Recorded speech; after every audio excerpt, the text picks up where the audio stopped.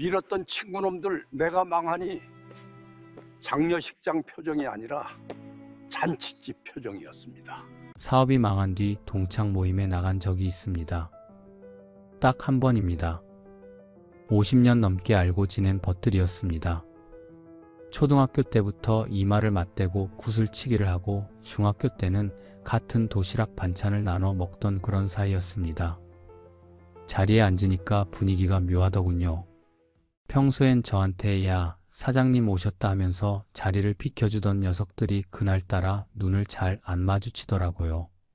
술잔이 두어 바퀴 돌고 나서야 한 녀석이 입을 열었습니다. 야, 그래도 건강하잖아. 돈이야 또 벌면 되지. 그 말이 위로인 줄 알았습니다. 고맙다고 고개를 숙였습니다. 그런데 돌아오는 길에 택시 안에서 문득 그 녀석 얼굴이 떠올랐습니다. 입은 분명 걱정을 하고 있었는데 눈이 웃고 있었습니다. 입꼬리는 아래로 향하는데 눈동자에 생기가 넘치더군요. 장례식장 표정이 아니라 잔칫집 표정이었습니다. 35년 동안 건자재 유통으로 매출 100억 원대 회사를 일궜습니다. 직원이 62명이었고 경기도 일대에서 제 이름 석자를 모르면 그 업계 사람이 아니라는 소리를 들었습니다. 80억이 사라졌습니다. 회사도 집도 차도 하나도 남김없이 날아갔습니다. 80억이 공중에 뜬 사연보다 그 녀석의 표정 하나가 제 가슴에 더 깊은 구멍을 냈습니다. 여러분도 힘들 때 곁에 있던 누군가의 얼굴이 이상했던 적이 있을 겁니다. 걱정하는 입과 반짝이는 눈동자가 따로 놀고 있지 않았습니까? 당신의 가장 가까운 사람도 같은 얼굴을 하고 있을 수 있습니다. 왜 그런 건지 처음부터 들려드리겠습니다. 이건 제 돈 이야기가 아닙니다. 사람 이야기입니다. 저는 1953년생입니다. 올해로 73이 됐습니다. 경기도 안양에서 태어나서 70년 넘게 그 근처를 크게 벗어나지 않고 살아왔습니다. 아버지가 작은 철물점을 하셨습니다. 안양 구시가지 골목 끝자락에 있던 허름한 가게였는데 동네 사람들이 못 하나 사러 와서는 30분씩 수다를 떨다 가는 그런 곳이었지요. 아버지는 과묵한 분이었습니다. 말보다 손이 먼저 움직이는 전형적인 그 시대 가장이었습니다. 새벽 5시에 가게 문을 열고 밤 9시에 닫으면서도 불평 한마디 안 하시던 분입니다. 그런 아버지가 제가 16되던 해에 가게 문을 닫으셨습니다. 외상값을 못 받아서였습니다. 동네 건설업자가 자재를 한꺼번에 가져가 놓고는 대금을 석 달째 안 주더니 어느 날 야반도주를 해버렸습니다. 그날 밤 아버지가 빈 가게에 혼자 앉아 계셨습니다. 어머니가 저한테 귓속말로 아버지 좀 가봐라 하셔서 가게에 들어갔더니 아버지가 선반 위 먼지를 손가락으로 쓱 문지르시면서 이런 말씀을 하시더군요. 사람을 믿되 돈 앞에서는 의심해라. 사람이 변하는 게 아니야. 돈이 사람 속에 있는 걸 꺼내는 거다. 16짜리 소녀는 그 말뜻을 몰랐습니다. 아버지가 사업 실패에 기가 꺾여서 투정하시는 줄로만 알았습니다. 그 말이 57년이 지난 지금 제 가슴 한복판에 박혀서 빠지질 않습니다. 아버지 말씀은 예언이었습니다. 저는 그 예언을 50년 넘게 무시하고 살았고 결국 똑같은 자리에 서게 됐습니다. 고등학교를 마치고 바로 일터로 나갔습니다. 대학은 형편이 안 됐습니다. 형이 하나 있었는데 형도 고등학교 졸업하자마자 공장에 들어갔으니 집안 사정이 어땠는지 짐작이 되실 겁니다. 건설 현장에서 인부로 시작했습니다. 시멘트 포대를 어깨에 메고 하루에 200~300개씩 날랐습니다. 한 포대가 40kg입니다. 여름에는 등이 벗겨지고 겨울에는 손가락이 갈라져서 피가 배어 나와도 장갑 한 켤레 아껴 쓰면서 버텼습니다. 그 시절 같은 현장에서 구르던 녀석들이 있었습니다. 영호, 재만이, 상철이. 셋 다 저랑 비슷한 처지였고 비슷한 나이였고 비슷한 꿈을 꾸고 있었습니다. 영호는 수원 출신이었는데 키가 크고 말주변이 좋았습니다. 사람을 잘 웃기는 녀석이라 현장 분위기가 험해져도 영어만 나서면 분위기가 풀리곤 했지요. 재만이는 부천에서 왔는데 과묵하고 성실한 친구였습니다. 제 아버지랑 좀 닮은 구석이 있었습니다. 말수가 적은 대신 일을 정확하게 하는 스타일이라 현장 소장들이 재만이를 참 좋아했습니다. 상철이는 안산 출신으로 저랑 가장 죽이 잘 맞았습니다. 술을 좋아했고 기타를 칠 줄 알았고 현장이 끝나면 꼭 저한테 와서 야, 오늘 한잔하자 하던 그런 녀석이었습니다. 밤마다 공사장 컨테이너에서 라면을 끓여 먹으면서 이야기를 나눴습니다. 야, 우리 10년만 이 악물면 사장님 소리 듣는다. 그때 가서 이 라면값 전부 갈비로 갚는 거야. 영호가 소주잔을 치켜들며 큰 소리를 쳤던 밤이 엊그제 같습니다. 재만이는 식당을 차리고 싶다 했고 상철이는 트럭 운수업을 하겠다 했고 저는 건자재 유통을 해보겠다고 말했습니다. 아버지가 철물점을 하실 때 건자재 단가 맞추는 걸 어깨너머로 봐왔으니까 그쪽이 제일 익숙했습니다. 레미콘이 한 차에 얼마고 철근이 톤당 얼마 하는지 10대 시절부터 알고 있었으니까 남들보다 그래도 한 발짝은 앞서 있다고 생각했습니다. 25에 결혼을 했습니다. 아내는 같은 동네 출신으로 부모님끼리 아는 사이였습니다. 미인은 아니었지만 웃는 얼굴이 참 편안한 여자였고 무엇보다 야무졌습니다. 신혼집이 안양역 근처 반지하 단칸방이었는데 아내가 불평 한마디 안 하고 아침마다 제 작업복을 손빨래로 빨아주더군요. 빨래를 널다가 뒤돌아보면서 웃으면서 이렇게 말하곤 했습니다. 당신 오늘도 힘내. 나는 여기서 잘 기다리래. 그 한마디에 등에 힘이 들어갔습니다. 이 사람한테 부끄럽지 않은 남편이 되겠다는 생각뿐이었습니다. 아들이 태어났습니다. 27이었을 때입니다. 분만실 앞에서 복도를 서성이다가 아이 울음소리가 들리는 순간 무릎에 힘이 풀렸습니다. 간호사가 아이를 안겨줬을 때 세상에서 이렇게 작은 게 이렇게 무거울 수 있구나 싶었습니다. 책임감이었습니다.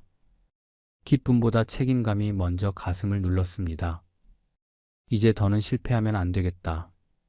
이 아이한테 아버지 철물점 꼴을 물려줄 수는 없다. 그 생각에 이를 더 악물었고 28배 드디어 사업자 등록증을 냈습니다. 건자재 유통. 직원은 저 하나뿐이었고 사무실은 반지하 방에 전화기 한 대 놓은 게 전부였습니다. 전화번호부에서 건설사를 찾아 하루에 12곳씩 돌았습니다. 명함을 내밀면 10곳 중 9곳이 거들떠보지도 않았습니다. 아저씨 실적도 없으면서 뭘 납품하겠다는 거야. 그런 소리를 하루에 서너 번씩 들었습니다. 자존심이 바닥을 기었지만 포기할 수가 없었습니다. 아버지 철물점이 문을 닫던 날이 매번 떠올랐으니까요. 나는 문을 닫지 않겠다. 그 한 문장이 당시 제 전부였습니다. 거래처를 처음 뚫은 게 사업 시작 넉 달째 되던 여름이었습니다. 수원의 작은 건설사였는데 사장이 제 성실함을 보고 한번 믿어보겠다고 했습니다. 자네 12번 왔어. 내가 세어봤어. 문전박대를 해도 또 오고 또 오더라고. 그 끈기 하나는 인정하네. 한번 해봐. 그 첫 거래의 매출이 300만 원이었습니다. 지금 생각하면 웃음이 나오는 액수지만 그때 저한테는 300억처럼 느껴졌습니다. 아내한테 가서 우리 아들 분유값 걱정 없다 하고 말했을 때 아내가 고개를 돌려서 눈물을 닦던 모습. 그게 제 사업의 첫 장면입니다. 그렇게 시작했습니다. 아무것도 없이 반지하에 전화기 하나 놓고 발품과 끈기와 아내의 응원 하나로 시작한 겁니다. 그 시절에 저는 앞으로 닥칠 일들을 전혀 상상하지 못했습니다. 돈이 사람을 어떻게 바꾸는지도 사람의 눈동자 뒤에 어떤 감정이 숨어 있는지도 까맣게 몰랐습니다. 아버지 말씀을 새겨들었어야 했는데 저는 그저 성실하면 된다고 바보같이 믿고 있었던 겁니다. 사업이 자리를 잡기 시작한 건 32살 무렵이었습니다. 수원의 그 첫 건설사를 발판으로 소문이 돌기 시작했습니다. 안양에 있는 젊은 사장인데 단가도 맞춰주고 납품 기일을 절대 안 어긴다. 건설업이라는 게 약속을 지키는 사람이 의외로 많지 않거든요. 공사 일정에 맞춰서 자재를 정확히 넣어주는 것만으로도 신뢰가 쌓이더군요. 거래처가 5개, 10개, 20개로 늘어났습니다. 직원도 뽑았습니다. 처음에 2, 그 다음에 4, 30대 초반에는 직원이 10명을 넘었습니다. 반지하 사무실을 접고 안양역 앞에 사무실을 얻었을 때 아내가 처음으로 제 앞에서 펑펑 울었습니다. 당신이 해냈어. 진짜 해냈어. 솔직히 말씀드리면 그때까지도 저는 제가 대단한 사람이라고 생각하지 않았습니다. 그냥 남들보다 좀 더 발바닥이 닳도록 뛰었을 뿐이지 머리가 좋거나 배경이 있는 게 아니니까요. 그런데 주변에서 저를 보는 시선이 달라지기 시작했습니다. 영호가 처음으로 돈을 빌려달라고 했습니다. 야, 내가 잘 되니까 형편없는 내 꼴이 더 부끄럽다. 500만 원만 좀 빌려줘. 반드시 갚을게. 500만 원을 줬습니다. 갚으라는 말도 안 했습니다. 같이 라면 끓여 먹던 사이에 500만 원이 뭐가 대수냐 싶었으니까요. 영호가 고맙다며 저녁을 한턱 쏘겠다고 해서 둘이 소주를 마셨습니다. 그런데 그날 밤 영호 눈에서 처음으로 뭔가 다른 빛을 봤습니다. 고마움이 아니라 뭐라고 할까요? 시무룩하달까? 아니, 좀 더 정확히 말하면 제 앞에서 작아지는 자기 자신이 싫은 표정이었습니다. 야, 너 진짜 잘됐다. 부럽다. 이 한마디를 할 때 영호의 입꼬리가 살짝 비틀어졌던 걸 저는 그때 알아차리지 못했습니다. 그냥 영호가 술에 취해서 그런가 보다 하고 넘겼습니다. 35이 되자 사업이 궤도에 올랐습니다. 연 매출이 30억을 넘겼고 수도권 건설사 상당수가 저희 회사를 거래처로 쓰기 시작했습니다. 돈이 돌기 시작하니까 욕심이 생기더군요. 더 크게 키우고 싶었습니다.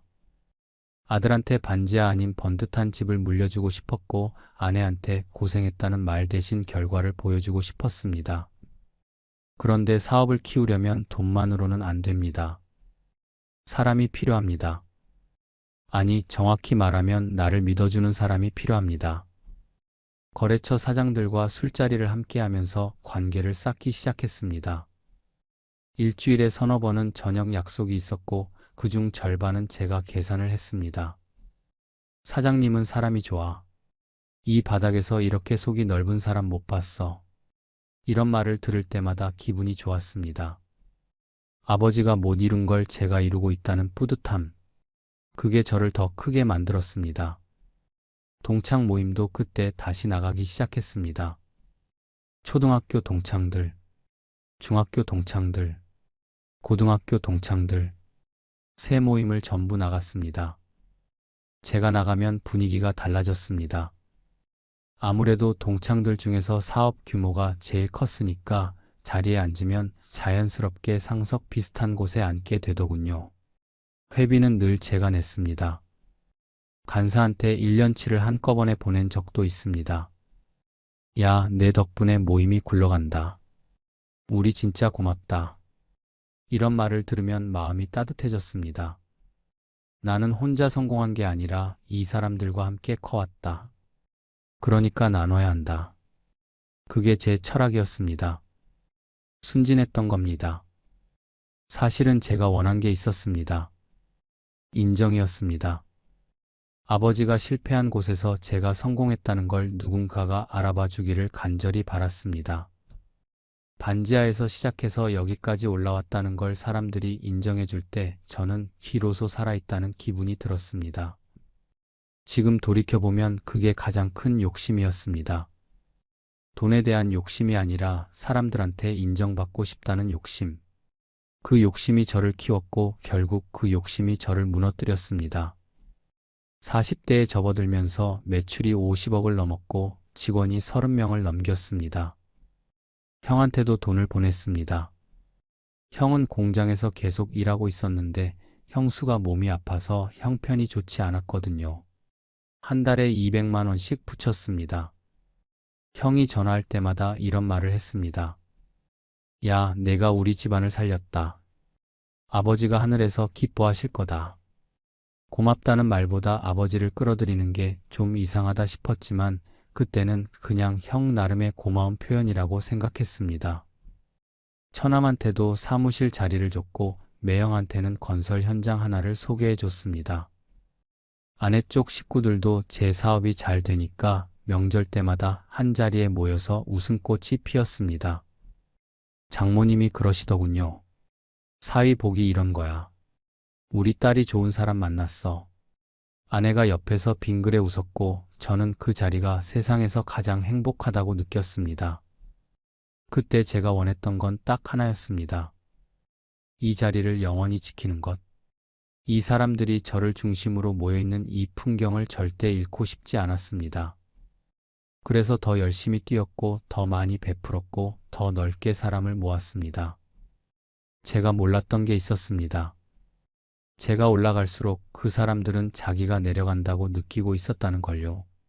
제가 베풀수록 그 사람들은 자기 부족함을 더 선명하게 확인하고 있었다는 걸요.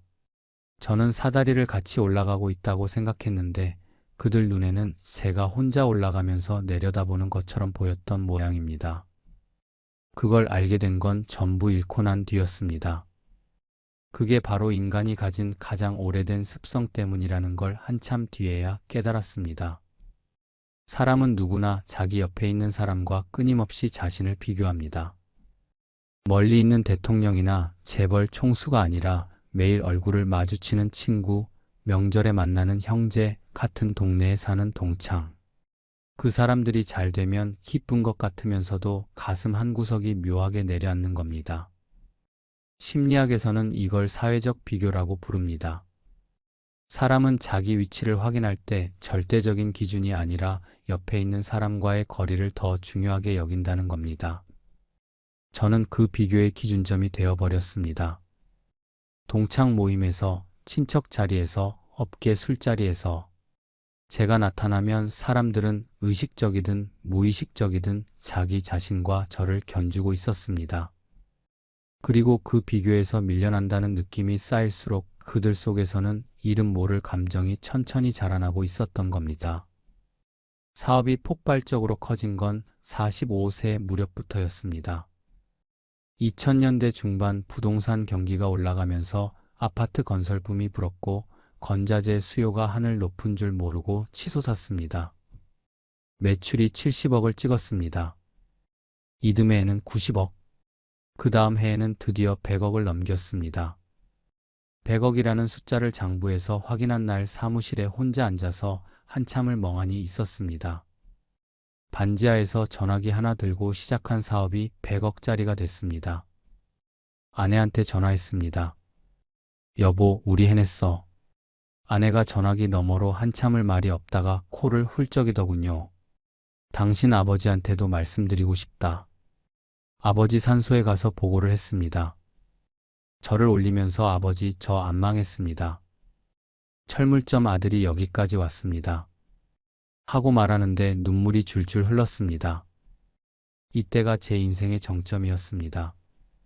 이때를 기준으로 모든 것이 달라지기 시작했습니다. 사업이 커지니까 만나야 하는 사람도 달라졌습니다.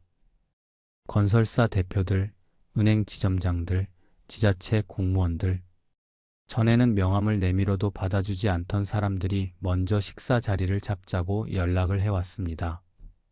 저는 그 자리에 기꺼이 나갔습니다. 사업을 더 키우려면 이런 사람들과의 관계가 필수적이라고 생각했으니까요.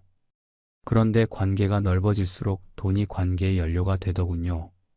술자리마다 제가 계산했습니다. 골프 모임에서도 제가 그린피를 냈습니다. 누가 사업 자금이 필요하다 하면 연대 보증을 서주기도 했습니다. 사장님은 의리의 사나이야. 이 동네에서 사장님 같은 사람 못 만나. 이런 말을 들을 때마다 가슴이 벅찼습니다. 아, 나는 성공한 사람이구나. 사람들이 나를 인정하는구나. 영호한테도 더 크게 도왔습니다. 영호가 작은 인테리어 사업을 시작했는데 초기 자금이 부족하다고 해서 3천만 원을 빌려줬습니다. 차용증도 안 받았습니다. 30년 지기한테 차용증이 뭐가 필요합니까? 영호가 고맙다면서 제 손을 잡고 그러더군요. 야, 내가 성공하면 이 은혜 꼭 갚는다. 재만이한테도 식당 차릴 때 보증금 2천만 원을 보탰고 상철이가 트럭을 살 때도 800만 원을 줬습니다. 돈이 나가는 데는 거리낌이 없었습니다. 그때는 매달 들어오는 돈이 나가는 돈보다 훨씬 많았으니까 누구한테든 베풀 수 있다는 게 제 자랑이었습니다. 명절 때면 제 집에 20명이 넘게 모였습니다. 형, 형수, 처남, 매형, 영호, 재만이, 상철이, 동창 녀석 서너 가지. 커다란 상 2개를 놓고 아내가 정성껏 차린 음식을 먹으면서 웃고 떠들었습니다. 장모님이 늘 같은 말씀을 하셨습니다.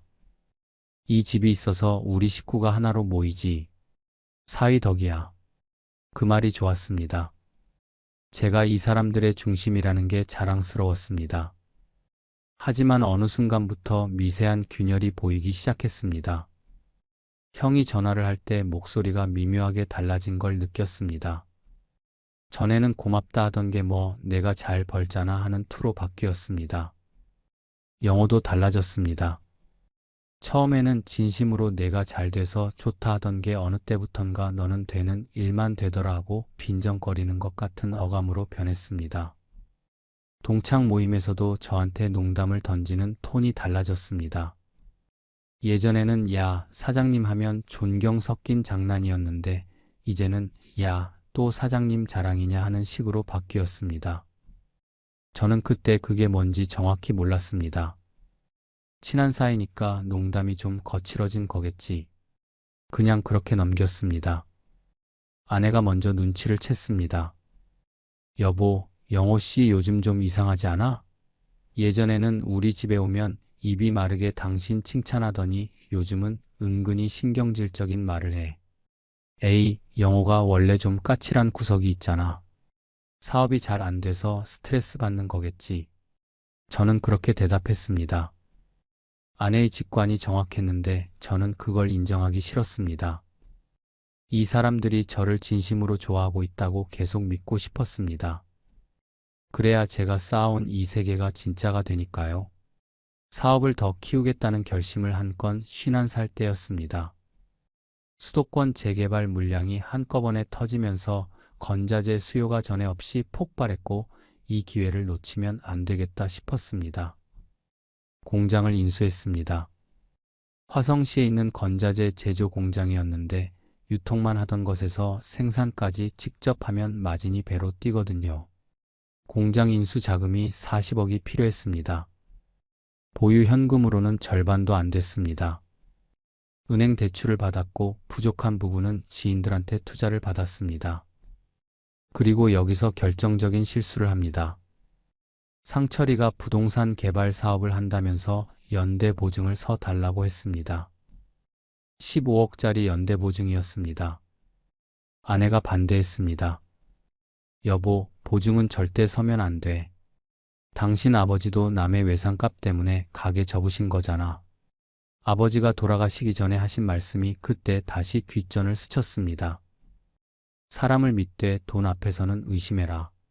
하지만 저는 상철이를 30년 넘게 알아온 사이고 현장에서 같이 시멘트 포대를 나르고 라면을 끓여 먹던 형제나 다름없는 사이였으니까 이번만은 괜찮을 거라고 생각했습니다.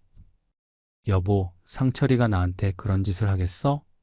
30년이야, 30년. 연대보증에 도장을 찍었습니다. 그 도장 하나가 제 인생을 완전히 뒤집어 놓을 줄은 그때는 꿈에도 몰랐습니다. 아버지의 예언을 무시한 대가가 곧 시작되려 하고 있었습니다. 공장을 인수하고 나서 첫 1년은 정신이 없었습니다. 기존 유통사업의 생산 라인까지 더해지니까 하루가 24시간이 모자랐습니다. 새벽 5시에 일어나서 화성 공장에 출근하고 오후에는 안양 본사로 이동해서 거래처 관리를 하고 저녁에는 술자리에 나가서 새 거래선을 뚫고 밤 12시가 넘어서 집에 들어오는 생활이 계속됐습니다. 아내가 걱정을 했습니다. 당신 이러다 쓰러져. 나이가 50이 넘었어. 좀 쉬어. 조금만 더 하면 돼. 공장이 자리를 잡으면 한숨 돌릴 수 있어. 그 조금이 끝나질 않았습니다. 공장은 생각보다 문제가 많았습니다. 인수하기 전에 시설 점검을 했는데 막상 생산을 돌려보니까 기계가 낡아서 불량률이 높았습니다. 기계를 교체하는데 추가 자금이 필요했고 그 돈을 마련하려고 또 대출을 받았습니다. 빚이 쌓이기 시작했습니다. 사업을 하면서 처음으로 가슴이 답답해지는 경험을 했습니다. 이때까지도 매출은 견조하게 유지되고 있었습니다. 연 100억 원대. 겉으로 보면 아무 문제 없어 보였습니다. 하지만 속은 달랐습니다. 매출은 큰데 마진이 줄었습니다. 공장 유지비가 생각보다 컸고 거래처들이 단가를 깎아달라고 압박을 하기 시작했습니다. 건설 경기가 서서히 꺾이기 시작한 겁니다. 이때 저는 두 가지 선택의 기로에 서 있었습니다. 하나는 공장을 접고 유통으로 돌아가는 것. 다른 하나는 더 크게 투자해서 공장을 정상화시키는 것. 저는 후자를 택했습니다. 여기서 물러서면 지금까지 쏟아부은 돈이 전부 매몰 비용이 되니까요. 경기가 다시 올라가면 이 공장이 황금알을 낳는 거위가 될 거라고 스스로를 설득했습니다. 지금 돌이켜보면 그게 도박꾼의 심리였습니다. 잃은 걸 되찾으려고 더 큰 판에 돈을 거는 것. 그걸 자기는 합리적인 판단이라고 포장하면서 말입니다. 상철이한테서 연락이 왔습니다. 부동산 개발 사업이 지연되고 있다면서 자금이 더 필요하다는 겁니다. 야, 좀만 기다려. 인허가가 곧 나와. 나오면 대박이야. 그 말을 믿었습니다. 상철이가 거짓말할 사람이 아니라고 생각했으니까요. 영호한테도 연락이 왔습니다. 인테리어 사업이 부진해서 운영 자금이 부족하다며 이번에도 좀 도와달라고요. 5천만 원을 더 보냈습니다. 재만이도 식당이 어렵다면서 찾아왔습니다. 손님이 줄었다고, 임대료를 못 내겠다고 2천만 원을 줬습니다. 저한테 기대는 사람들이 점점 많아졌는데 정작 저를 지탱해 줄 사람은 아무도 없었습니다. 아내가 다시 말했습니다. 여보, 우리도 지금 넉넉하지 않아. 남 도와줄 여유가 없다고. 왜 안 들려? 이 사람들은 내 사람들이야. 내가 안 도우면 누가 도와. 고집을 부렸습니다. 지금 생각하면 제가 지키려 했던 건 그 사람들이 아니었습니다. 그 사람들이 저를 둘러싸고 있는 그 풍경을 지키려 했던 겁니다.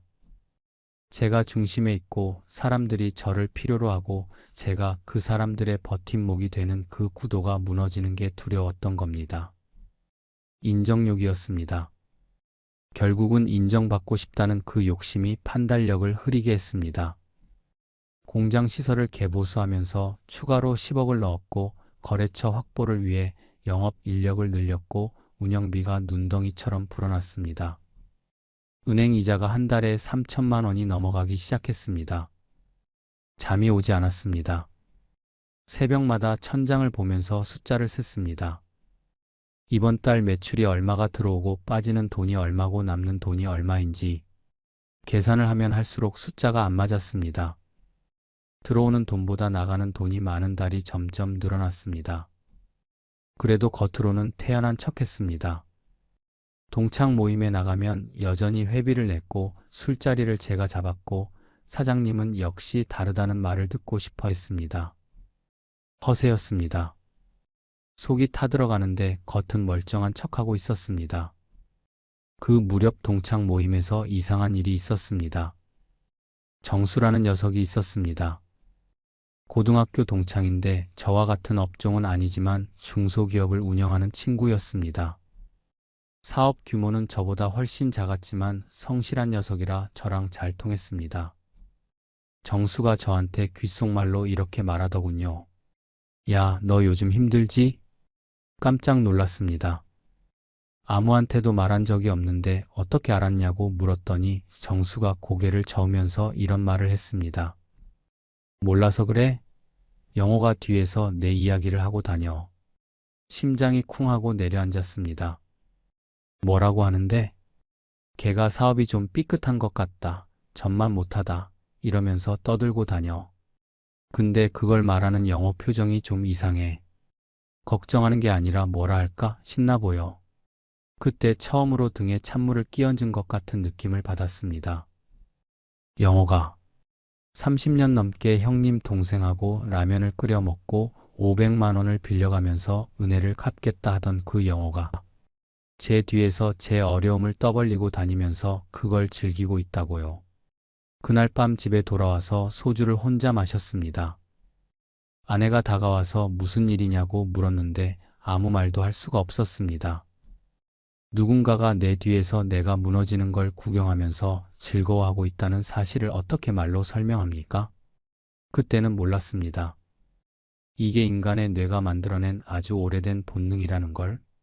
사람의 머릿속에는 가까운 사람이 위기에 처했을 때 자기도 모르게 안도감을 느끼는 회로가 박혀 있다는 걸 그때는 전혀 알지 못했습니다. 영어만 그런 게 아니었습니다. 나중에 알게 된 사실이지만 제 사업이 삐끗하고 있다는 소문이 동창 모임 전체에 퍼져 있었습니다. 그리고 그 소문을 전하는 사람들의 어조에는 걱정보다 확인에 가까운 뉘앙스가 담겨 있었다고 합니다. 걔 진짜 힘든 거 맞아? 얼마나 잃었대? 집도 위험하대? 이런 질문들이 마치 형사가 사건을 조사하듯 구체적이었다는 걸 정수가 나중에 알려줬습니다. 저한테 밥을 얻어먹고 돈을 빌려가고 형님 하던 사람들이 제 등 뒤에서 제 추락을 실황 중계하고 있었던 겁니다. 그 사실을 알았을 때 분노보다 허탈함이 먼저 왔습니다. 아, 이게 사람이구나. 이게 사람 사이라는 거구나. 아버지가 왜 그 말씀을 하셨는지 50년이 지나서야 비로소 이해가 됐습니다. 그 와중에 잠깐의 반전이 찾아왔습니다. 공장에서 새로 개발한 친환경 건자재가 시장에서 반응을 얻기 시작한 겁니다. 정부에서 녹색 건축 인증제를 강화하면서 친환경 자재에 대한 수요가 갑자기 늘어났습니다. 저희 공장이 그 흐름을 딱 맞게 타고 들어간 겁니다. 한 달 만에 대형 건설사 3곳과 새 계약을 맺었습니다. 그것만으로 매출이 30억 가까이 늘었습니다. 직원들이 환호했고 은행에서 연락이 와서 추가 대출도 가능하다고 했습니다. 분위기가 완전히 반전됐습니다. 아내한테 말했습니다. 여보, 될 것 같아. 이번에는 진짜 될 것 같아. 아내가 웃으면서도 눈빛은 불안했습니다. 조심해, 여보. 좋을 때일수록 조심해야 해. 아내의 말이 맞았습니다. 하지만 그때 저는 다시 한번 사람들의 인정을 받고 싶다는 욕심에 눈이 멀어 있었습니다. 동창 모임에 나갔습니다. 제가 다시 일어서고 있다는 소식이 퍼진 모양이었습니다. 분위기가 또 달라져 있었습니다. 영호가 먼저 다가와서 야, 역시 너는 대단해 하면서 등을 두드리더군요. 석 달 전까지 제 뒤에서 헐뜯고 다니던 녀석이 아무 일 없다는 듯이 웃고 있었습니다. 소름이 돋았습니다. 이때 처음으로 사람의 마음이라는 게 이렇게 쉽게 뒤집히는 건가 하는 생각을 했습니다. 제가 올라가면 부러워하고 제가 내려가면 안도하고 제가 다시 올라가면 또 칭찬하고 마치 시소를 타는 것 같았습니다. 제가 올라가면 저쪽이 내려가고 제가 내려가면 저쪽이 올라가는 그런 관계. 그게 우정이었을까요? 새 계약 덕분에 현금 흐름이 좀 나아졌고 은행 이자도 제때 갚을 수 있게 됐습니다. 직원들 월급이 밀릴 걱정이 사라지니까 밤에 잠이 좀 오기 시작했습니다. 이 시기에 한 가지 중요한 경험을 합니다. 아들이 찾아왔습니다. 아들은 서울에서 직장 생활을 하고 있었는데 주말에 내려와서 아버지랑 밥을 먹자고 했습니다. 둘이 마주 앉아 삼겹살을 구우면서 아들이 조심스럽게 입을 열었습니다.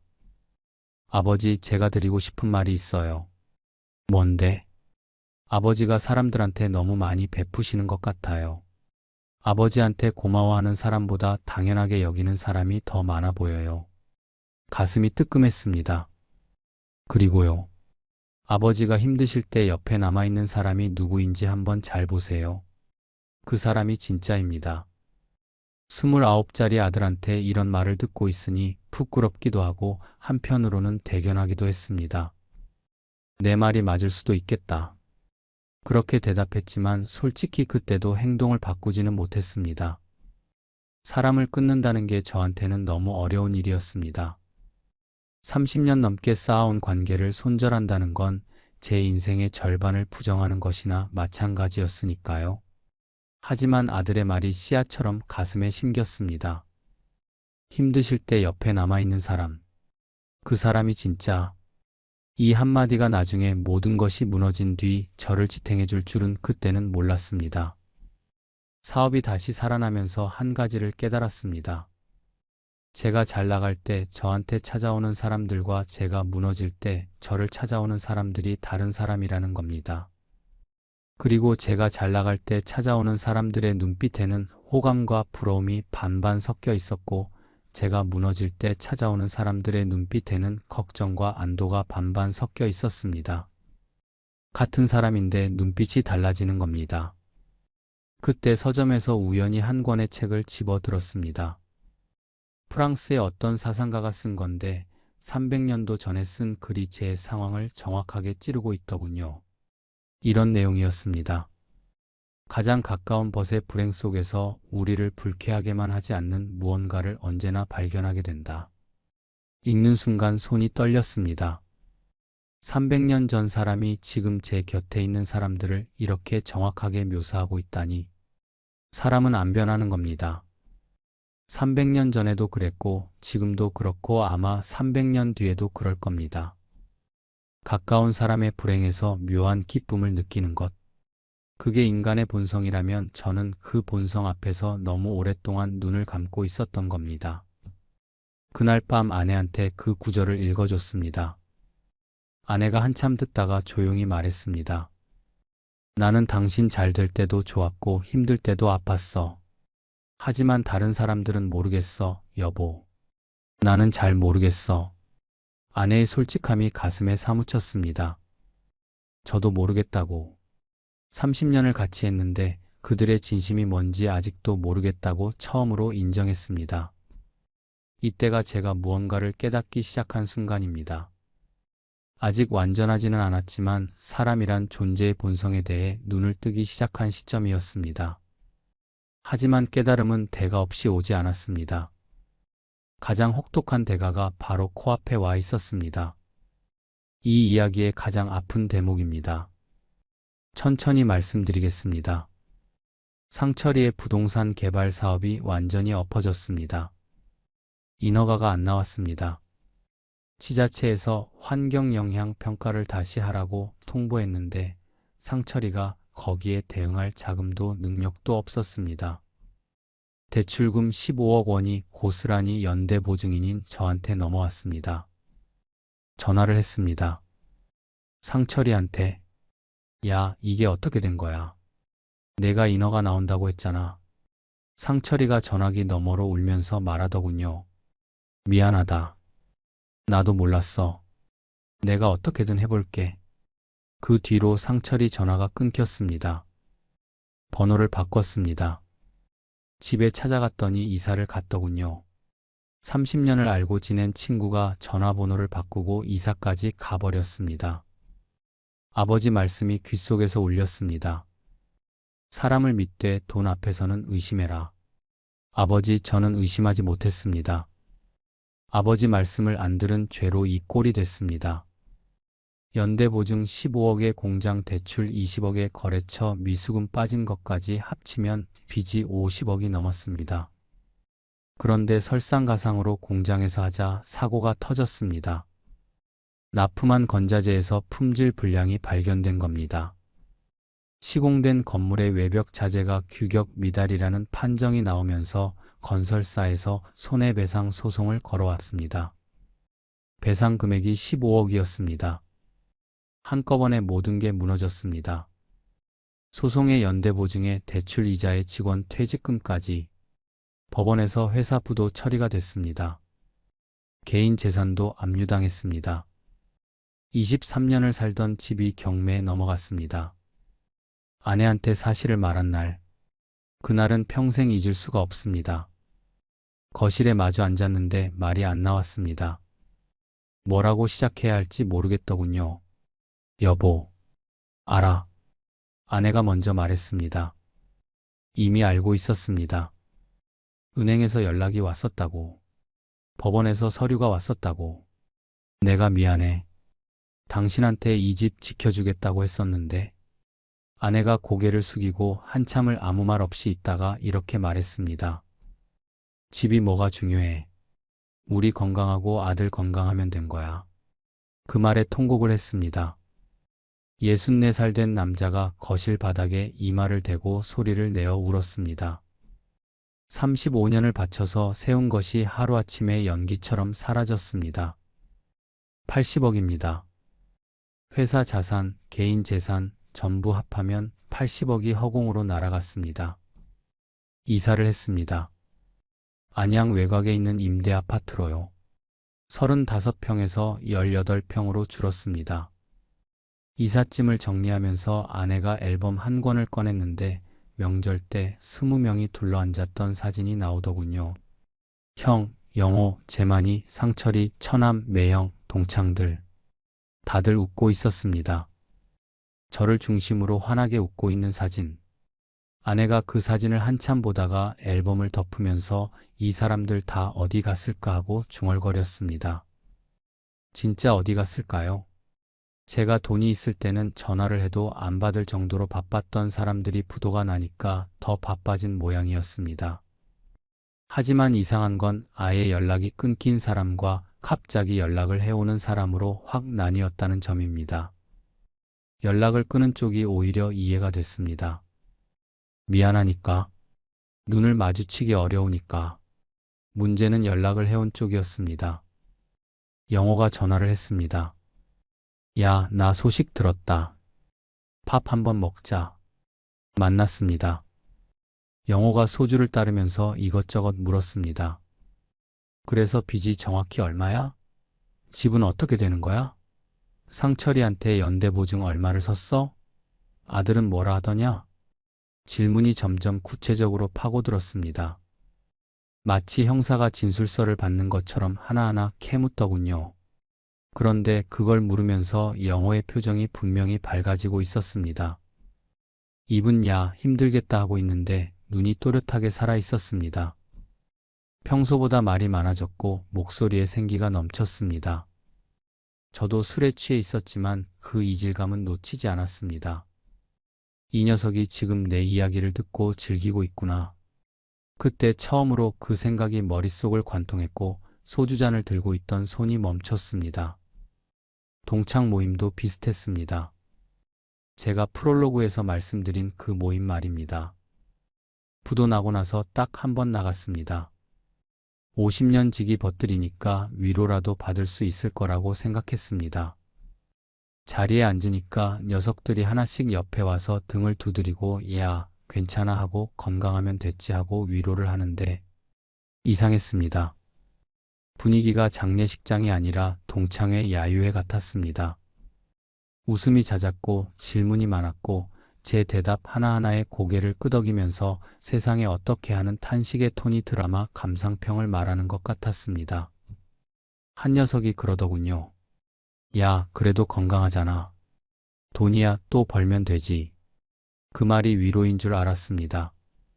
고맙다고 고개를 숙였습니다. 돌아오는 택시 안에서 그 녀석 얼굴이 자꾸 떠올랐습니다. 장례식장 표정이 아니라 잔칫집 표정이었습니다.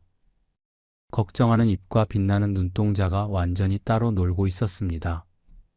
그날 밤 잠이 오지 않았습니다. 임대 아파트 천장을 보면서 생각했습니다.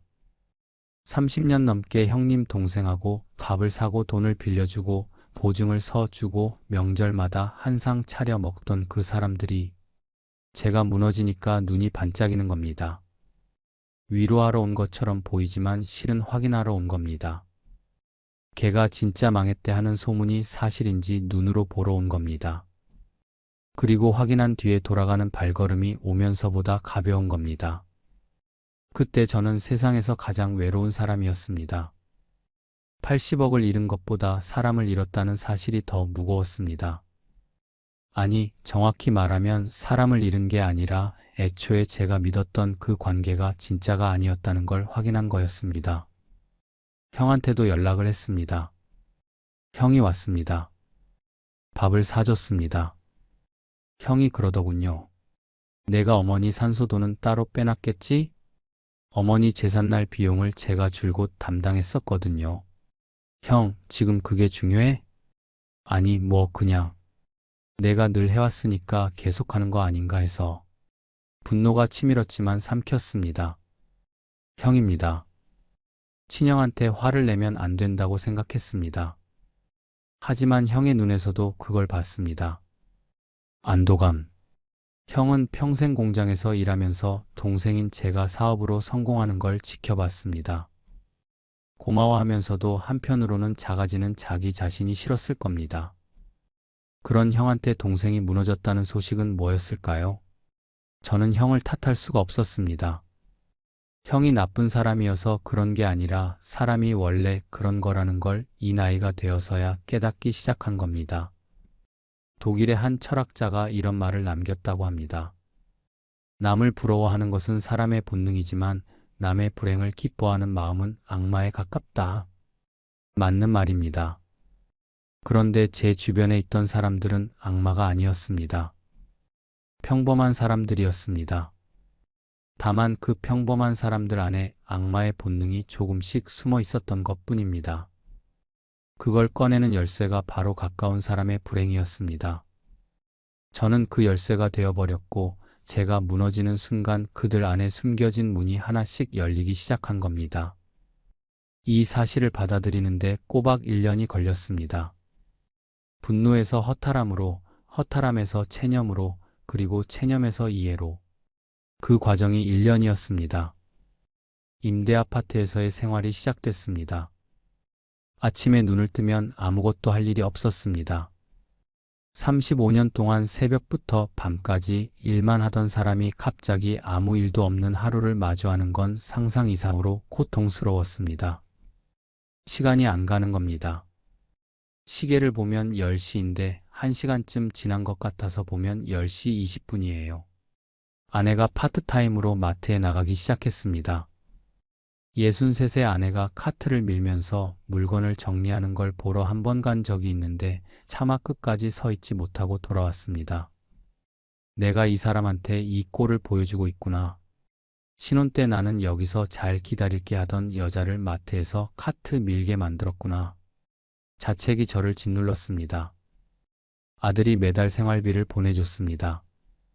29의 직장에 다니는 아들이 아버지 생활비를 대는 겁니다. 아버지 신경 쓰지 마세요. 제가 할 수 있어요. 그 말이 고맙기도 하고 미안하기도 하고 부끄럽기도 해서 전화를 끊고 나서 한참을 울었습니다. 그 시기에 사람들의 반응을 정리하는 시간을 가졌습니다. 부도가 나고 1년이 지나면서 연락이 확 줄었습니다. 처음에 위로한다고 찾아왔던 사람들은 한 번 오고 끝이었습니다. 그 한 번의 방문으로 자기들이 원하는 정보는 충분히 수집했으니까요. 걔 진짜 망했대. 80억이 날아갔대. 임대 아파트로 이사 갔대. 이 정보를 가지고 자기들 모임에서 안주 삼아 이야기하고 있었겠지요. 영호는 그 뒤로 연락이 없었습니다. 3천만 원을 빌려간 돈도 한마디 언급이 없었고요. 재만이는 가끔 문자를 보냈습니다. 형, 건강하세요. 그 한 줄이 전부였습니다. 2천만 원 준 건 없었던 일이 된 모양이었습니다. 상철이는 여전히 연락이 안 됐습니다. 15억짜리 연대 보증을 터뜨리고 사라진 겁니다. 형은 한 달에 한 번 전화를 했는데 매번 같은 말이었습니다. 그래, 어떻게 지내냐? 그리고 통화가 끝날 때 뭐 건강하면 됐지 하고 끊었습니다. 제가 매달 200만 원씩 보내던 형한테 이제는 용돈을 보낼 형편이 못 되니까 형도 제 쓸모가 없어진 거지요. 아, 쓸모. 이 단어가 가장 정확합니다. 제가 그 사람들한테 쓸모가 있었을 때는 형님 동생 하면서 둘러앉았고 쓸모가 없어지니까 흩어진 겁니다. 관계의 본질이 우정이 아니라 거래였다는 걸 80억 원어치 수업료를 내고 배운 겁니다. 이 시기에 저는 책을 많이 읽었습니다. 할 일이 없으니까 동네 도서관에 가서 하루에 서너 시간씩 앉아 책을 읽었습니다. 거기서 인간의 뇌에 대한 책을 읽게 됐는데 그 내용이 저를 뒤통수를 치듯 강타했습니다. 사람의 뇌에는 가까운 사람이 잘 될 때 통증을 느끼는 부위가 활성화된다고 합니다. 뜨거운 물에 대거나 날카로운 것에 베었을 때 아픔을 느끼는 바로 그 부위가 친구의 성공 소식을 들었을 때도 똑같이 반응한다는 겁니다. 읽으면서 소름이 돋았습니다. 제가 사업으로 성공하고 매출 100억을 찍고 좋은 차를 몰고 다닐 때 영호가, 재만이가, 상철이가, 동창 녀석들이 겉으로는 야, 잘 됐다 하면서 뇌 속에서는 바늘에 찔리는 것 같은 통증을 느끼고 있었다는 겁니다. 그들한테 제 성공은 기쁜 소식이 아니라 고통이었습니다. 그러다가 제가 무너지니까 뇌의 통증 부위가 꺼지고 대신 쾌감을 느끼는 부위가 활성화되었다는 겁니다. 맛있는 것을 먹거나 좋은 일이 생겼을 때 기분 좋아지게 만드는 바로 그 부위가 제가 망했다는 소식에 불을 밝힌 겁니다. 제 불행이 그들한테는 도파민이라는 쾌감 물질을 만들어내는 원료가 된 셈입니다. 그러니까 영호가 제 이야기를 들으면서 눈이 반짝이던 게 의지의 문제가 아니었습니다. 영호의 뇌가 자동으로 쾌감 반응을 보인 겁니다.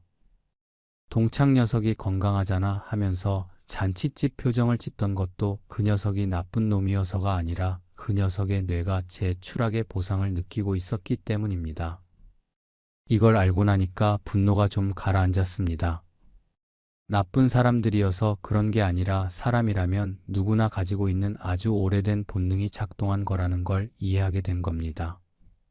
먼 옛날 야생에서 옆에 있는 동료가 사냥감을 놓치면 내가 그만큼 더 먹을 수 있었습니다. 상대의 실패가 나의 생존 확률을 높였습니다. 그 본능이 수만 년이 지난 지금도 사람의 뇌 깊은 곳에 그대로 남아있는 겁니다. 형이 제 부도 소식에 안도감을 느낀 것도 영호가 제 몰락을 즐긴 것도 동창들이 잔치집 표정을 지은 것도 전부 그 오래된 본능의 발현이었습니다. 도덕이나 양심으로 억누를 수 있는 사람도 있고 억누르지 못하는 사람도 있는 겁니다. 제 주변에는 불행히도 억누르지 못하는 쪽이 압도적으로 많았던 거지요. 책을 한 권 더 읽었습니다. 독일어로 손해라는 뜻의 말과 기쁨이라는 뜻의 말이 합쳐진 개념이 있더군요. 남의 불행에서 기쁨을 느끼는 심리. 독일 사람들은 이 감정에 이름까지 붙여놨습니다. 이름이 있다는 건 그만큼 보편적이라는 뜻입니다. 어느 문화권에서나 어느 시대에서나 사람이라면 누구나 가지고 있는 감정이라는 뜻이지요. 저만 당한 게 아닌 겁니다. 여러분도 당했을 겁니다. 다만 알아차리지 못했을 뿐. 힘든 일이 생겼을 때 위로하러 온 사람의 눈빛이 평소보다 유난히 맑고 목소리에 활기가 넘쳤던 적이 있지 않으셨습니까? 그 사람의 뇌가 당신의 불행의 보상 반응을 보이고 있었던 겁니다. 그 사람이 나쁜 사람이어서가 아니라 그 사람 안에 있는 수만 년 된 야수의 본능이 고개를 든 겁니다. 이걸 이해한 뒤로 저는 사람을 보는 눈이 완전히 달라졌습니다. 원망이 아니라 이해의 눈으로 보게 됐습니다. 다만 이해한다고 해서 다시 가까이 한다는 뜻은 아닙니다. 이해는 하되 거리를 두는 것.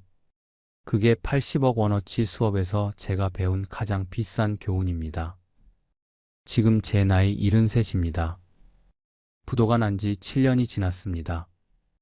임대 아파트에서 아내와 둘이 삽니다.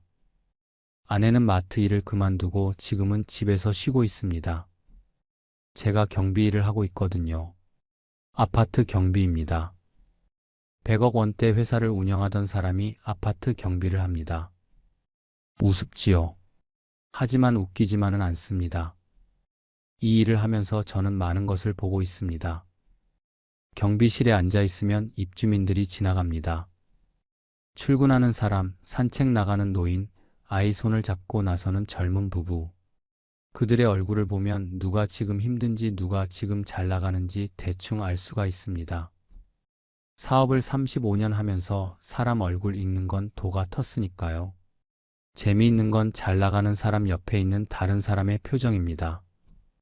어떤 입주민이 새 차를 뽑아오면 주차장에서 마주치는 다른 입주민들 얼굴에 미세한 그늘이 지는 걸 저는 놓치지 않습니다. 차 바꾸셨네요. 좋겠다. 이 말을 하면서 입꼬리는 올라가는데 눈동자가 살짝 좁아지는 사람. 아, 저 사람 안에서도 그 오래된 본능이 꿈틀거리는구나. 이제는 그게 보입니다. 80억 원이라는 세상에서 가장 비싼 수업료를 내고 나니까 사람이 보이기 시작한 겁니다. 지금 제 전화번호부에 이름이 몇 개 남아 있는지 아십니까? 11개입니다. 아내, 아들, 며느리, 정수, 그리고 도서관에서 만난 몇 명의 벗. 나머지는 전부 지웠습니다. 300개가 넘던 이름이 11개로 줄었습니다. 정수가 유일하게 처음부터 끝까지 제 곁에 남은 옛 친구입니다. 정수는 제가 잘 나갈 때도 큰 호들갑을 떨지 않았고, 제가 무너졌을 때도 특별히 위로의 말을 하지 않았습니다. 그냥 한 달에 한 번 전화를 해서 야, 밥 먹자 하고 만나서 밥을 먹고 바둑을 두고 별 이야기 없이 헤어지곤 했습니다. 어느 날 정수한테 물었습니다. 야, 너는 내가 잘 나갈 때 부럽지 않았냐? 내가 망했을 때 속으로 시원하지 않았냐? 정수가 소주를 한 모금 마시고 한참 생각하다가 말했습니다. 부럽기도 했지. 시원한 것도 조금은 있었고. 사람이잖아. 그래도 왜 안 변했어? 안 변한 게 아니야. 나도 속으로는 별의별 감정이 다 들었어. 근데 그걸 행동으로 옮기면 안 되는 거잖아. 생각이 드는 건 본능이지만 행동을 결정하는 건 인격이야. 그 말이 가슴에 꽂혔습니다. 생각이 드는 건 본능이지만 행동을 결정하는 건 인격이다. 영호도, 재만이도, 동창들도, 심지어 형도 제가 무너질 때 안도감이라는 본능을 느꼈을 겁니다. 하지만 정수는 그 본능이 행동으로 나오지 않도록 스스로 다잡은 겁니다. 차이는 거기에 있었습니다. 본능은 누구에게나 같습니다. 가까운 사람이 추락하면 뇌가 쾌감 반응을 보입니다. 그건 성인군자라도 마찬가지일 겁니다. 다만 그 반응을 자각하고 부끄러워하고 행동으로 옮기지 않는 사람.